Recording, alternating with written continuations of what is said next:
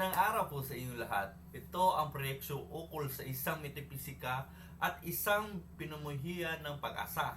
Ang thesis namin ay sa palagay namin ang tunay na pag-asa ay may isang malalim na tungon ng buong pagkatao sa gitna ng pagsubok na hindi simpleng optimismo kundi pakibigha ng hiwaga ng meron.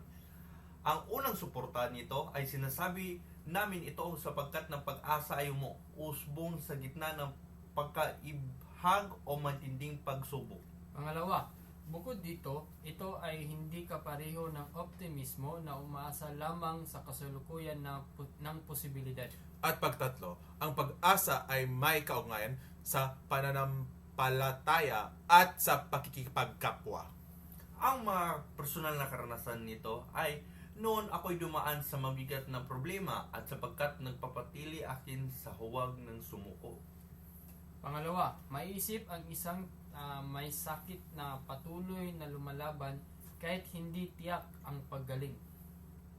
At tatlo, naranasan ko rin na mas lumakas ang loob ko kapag may mga tanong umaasa at naniniwala sa akin. Ang mga pagtukol namin ay ang una ay maaring sabihin ng iba na ang pag-asa ay ilusyon lamang.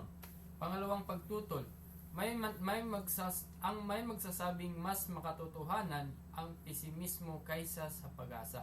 At tatlo, may mag-aangking ang pag-asa ay simpleng pagnanais lamang. Ang mga sagot namin dito sa mga pagtututol ay ang sa unang pagtututol ay sinasabi namin ang pag-asa ay hindi lamang paninilang kundi malayang pasya sa kalooban.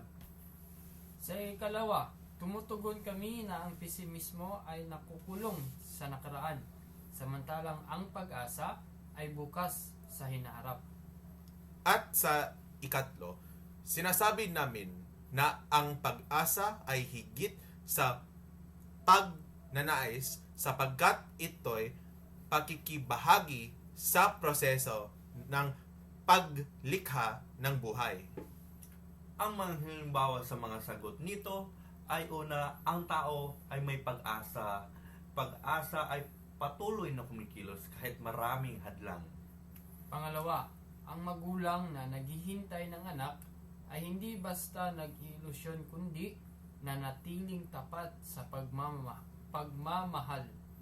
At tatlo, ang bayani ng bayan ay umaasa sa kalayaan kahit hindi niya ito masaksihan.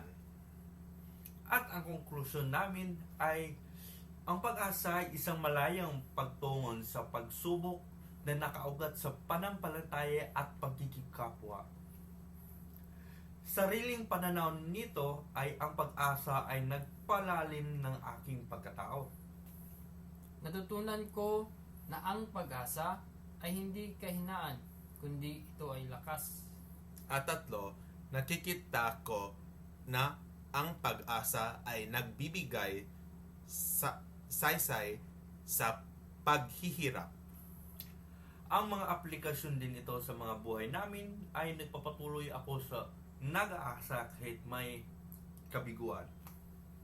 Pagsisikapan kong maging dahilan ng pag-asa ng iba.